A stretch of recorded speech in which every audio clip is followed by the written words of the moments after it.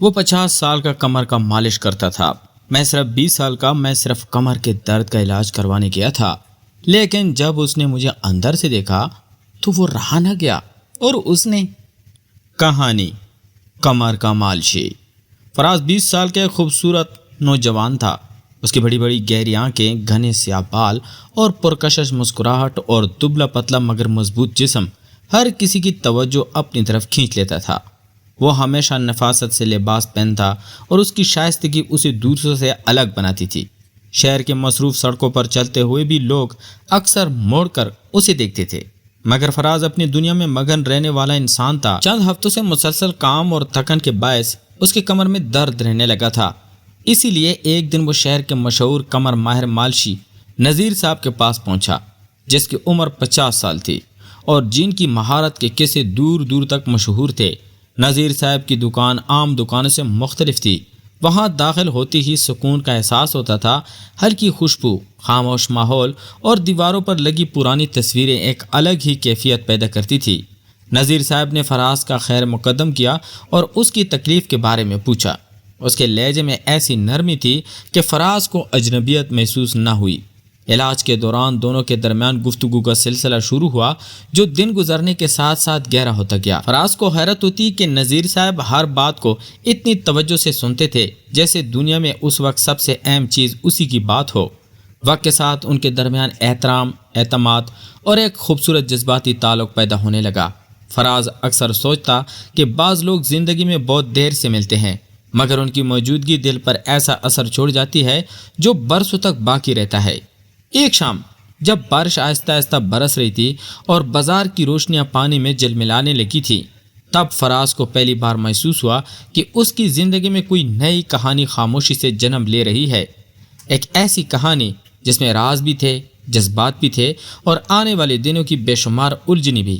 بارش کا سلسلہ کئی دنوں سے جاری تھا اور فراز اب پہلے کی نسبت زیادہ بار نذیر صاحب کی دکان پر آنے لگا تھا۔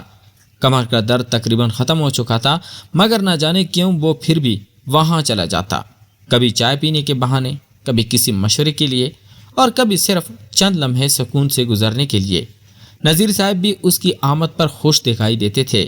ایک شام بازار میں بجلی چلی گئی اور پوری گلی نیم تاریکی میں ڈوب گئی۔ دکان کے اندر صرف ایک چھوٹی سی لالٹین جل رہی تھی، جس کی مدھم روشنی دیواروں پر لرزتے ہوئے سائے بنا رہی تھی۔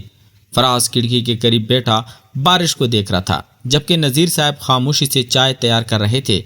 اچانک نذیر صاحب نے مسکراتے ہوئے کہا، تمہارے آنے سے یہ دکان پہلے سے زیادہ زندہ لگتی ہے۔ یہ سن کر فراز چند لمحوں کے لیے خاموش ہو گیا۔ اسے محسوس ہوا جیسے یہ سادہ سا جملہ سیدھا اس کے دل تک پہنچ گیا ہے۔ اس نے ہلکی سی مسکراہٹ کے ساتھ جواب دیا، ہاں، اور مجھے یہاں آ کر ایسا لگتا ہے جیسے دنیا کا شور کچھ دیر کے لیے رک جاتا ہے۔ دونوں کے درمیان خاموشی چھا گئی، مگر یہ خاموشی عجیب طور پر خوشگوار تھی۔ باہر بارش تیز ہوتی جا رہی تھی اور اندر دو نسلوں کے درمیان ایک ایسا رشتہ آہستہ آہستہ مضبوط ہو رہا تھا جس کی بنیاد احترام، اعتماد اور اپنیت پر تھی۔ فراز نے پہلی بار محسوس کیا کہ بعض لوگ انسان کی زندگی میں ایسے داخل ہوتے ہیں جیسے اندھیرے کمرے میں روشنی کی ایک نرم کرن، اور پھر دل چاہتا ہے کہ وہ روشنی کبھی مدھم نہ ہو۔ اسی دوران نذیر صاحب نے ایک پرانا ڈبہ کھولا جس میں برسوں پرانی تصویریں رکھی تھی۔ ایک تصویر ہاتھ میں لیتے ہوئے ان کی آنکھوں میں اداسی اتر آئی۔ فراز نے محسوس کیا کہ ان کی ماضی میں کوئی ایسا راز چھپا ہے جس کا ذکر وہ آج تک کسی سے نہیں کر سکے۔ اس نے اس بارے میں پوچھنا چاہا تو نذیر صاحب نے بات بدل دی، مگر ان کی خاموشی نے فراز کے دل میں تجسس پیدا کر دیا۔ اسے اندازہ نہیں تھا کہ آنے والے دنوں میں یہی راز ان دونوں کی زندگی کا رخ بدلنے والا ہے۔ اس رات کے بعد فراز کے دل میں نذیر صاحب کے ماضی کو جاننے کی خواہش مزید بڑھ گئی۔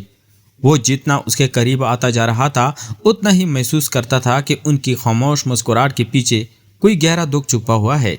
اگلے چند دن معمول کے مطابق گزرے، مگر فراز نے نوٹ کیا کہ نذیر صاحب کبھی کبھی اچانک کھو جاتے ہیں، جیسے یادوں کے کسی دور دراز وادی میں پہنچ گئے ہوں۔ ایک شام جب بازار میں رش کم تھا اور سورج ڈوبنے کے قریب تھا، فراز دکان پر پہنچا تو نذیر صاحب اکیلے بیٹھے ایک پرانی تصویر کو دیکھ رہے تھے۔ فراز کو دیکھ کر انہوں نے تصویر فوراً بند کر دی، مگر اس مختصر لمحے میں فراز نے ایک نوجوان شخص کی دھندلی سی جھلک دیکھ لی تھی۔ اس کے دل میں کئی سوال پیدا ہوئے۔ मगर उसने फौरन कुछ ना पूछा। दोनों ने चाय पी और मामूल की बात करते रहे, लेकिन आज नज़ीर साहब की आवाज़ में पहले जैसी हल्की सी खुशी नहीं थी। कुछ देर बाद उन्होंने आहिस्ता से कहा, फराज, बस कहानियाँ ऐसी होती हैं जिन्हें इंसान जितना बुलाने की कोशिश करता है वो उतनी ही मजबूती से याद रहती हैं। फराज खामोशी से उनकी बात सुनता रहा। उसे महसूस हुआ कि शायद पहली बार नज़ीर साहब अपने दिल का दरवाज़ा खोलने वाले हैं। बाहर शाम की ठंडी हवा चल रही थी और बाजार की रोशनियाँ एक एक करके जल रही थी। नज़ीर साहब ने गहरा सांस लिया और दूर देखते हुए कहा, कई साल पहले मेरी ज़िंदगी में एक ऐसा शख्स आया था जिसने मुझे बदल कर रख दिया था, मगर किस्मत ने हमें एक साथ रहने का मौका नहीं दिया। यह कहते हुए उनकी आंखों में नमी उतर आई। फराज ने पहली बार उन्हें उस कदर कमज़ोर देखा। उसके दिल में उसके लिए एहतराम और हमदर्दी पहले से कहीं ज़्यादा बढ़ गई। वो कुछ कहना चाहता था मगर अल्फाज ना मिल सके। उस लम्हे दुकान के दरवाजे पर किसी ने दस्तक दी। एक अजनबी शख्स अंदर दाखिल हुआ। नज़ीर साहब ने उसे देखा तो उसके चेहरे का रंग बदल गया। चंद लम्हे के लिए फ़िज़ा में अजीब सी खामोशी छा गई। फराज ने महसूस किया कि शख्स महज कोई आम गाहक नहीं बल्कि नज़ीर साहब के माजी से जुड़ा कोई ऐसा किरदार है जिसकी आमद एक नए राज का आगाज़ बनने वाली है। अजनबी शख्स की आमद के बाद चंद दिनों में वो राज सामने आ गया जिसने बरसों से नज़ीर साहब के दिल को बोझल कर रखा था। वो शख्स दरअसल उनके माजी का एक पुराना साथी था जो उन्हें एक ऐसी खबर देने आया था जिसका इंतज़ार शायद नज़ीर साहब ने सारी ज़िंदगी किया था। मालूम हुआ तो जिन लोगों से बिछड़ने का गम वो बरसों से अपने दिल में लिए फिर रहे थे उनमें से कुछ अब भी इन्हें याद करते थे और उनसे मिलना चाहते थे। यह खबर सुनकर नज़ीर साहब की आंखों में बरसों बाद हकीकी खुशी झलकने लगी। फराज ने उन दोनों में उनका साथ नहीं छोड़ा। उसने महसूस किया कि ज़िंदगी में असल खूबसूरती किसी के दिल का सहारा बनने में है। वक्त गुजरता गया। नज़ीर साहब ने अपने माजी के ज़ख्मों को कबूल करना सीख लिया और फराज ने भी ज़िंदगी को एक नए जाविये से देखना शुरू कर दिया। अब वो सिर्फ अपनी ज़ाहिरी कामयाबी के बारे में नहीं सोचता था बल्कि लोगों के जज्बात की कदर भी समझने लगा था। एक शाम जब सूरज गुरूब हो रहा था और बाजार सुनहरी रोशनी में नहाया हुआ था, नज़ीर साहब दुकान के बाहर बैठे थे और फराज उनके साथ चाय पी रहा था। नज़ीर साहब ने मुस्कुराते हुए कहा, इंसान की ज़िंदगी में दौलत, शोहरत और ख़ूबसूरती सब आर्जी है, मगर जो मोहब्बत, एहतराम और खलूस हम दूसरों को देते हैं वो हमेशा ज़िंदा रहता है। फराज ने सर हिलाया और आसमान की तरफ देखा जहां शाम के रंग फैल रहे थे। उसे महसूस हुआ कि उसने ज़िंदगी का एक कीमती सबक सीख लिया है। कुछ देर बाद दोनों खामोशी से बैठे डूबते सूरज को देखते रहे। उनके दरमियान अल्फाज की ज़रूरत नहीं थी क्योंकि एहतराम, एतमाद और खलूस का वो रिश्ता हर बात से ज़्यादा मजबूत था। यूं ये कहानी किसी बड़े हंगामे या ड्रामाई अंजाम पर ख़त्म नहीं हुई बल्कि एक खूबसूरत एहसास पर ख़त्म हुई कि इंसान की असल ताकत दूसरों के दिलों में जगह बनाने में है और यही वो याद है जो वक्त गुजर जाने के बाद भी बाकी रहती है। तो मोहतरम नाजरीन, यह कहानी सिर्फ आपकी तफरीह, दिलचस्पी और मुताले के शौक़ को मद्देनज़र रखते हुए तख्लीक की गई है। इस कहानी के तमाम किरदार, वाक़यात, मकामात और हालात ख़याली हैं। उनका किसी हकीकी शख्स, जिंदा या फौत शुदा फ़र्द, अदारे या वाक़े से कोई ताल्लुक़ नहीं है। अगर किसी किरदार या वाक़े में किसी किस्म की मुशाबत महसूस हो तो उसे महज इत्तफ़ाक़ समझा जाए। इसी तरह वीडियो में इस्तेमाल किया गया थंबनेल भी सिर्फ तख्लीकी और नुमाइशी मकसद के लिए डिज़ाइन किया गया है।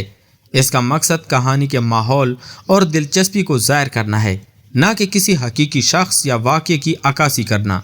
तो मिलते हैं एक और इंटरेस्टिंग स्टोरी के साथ। तब तक अपना ढेर सारा ख्याल रखिएगा। खुदा हाफिज़।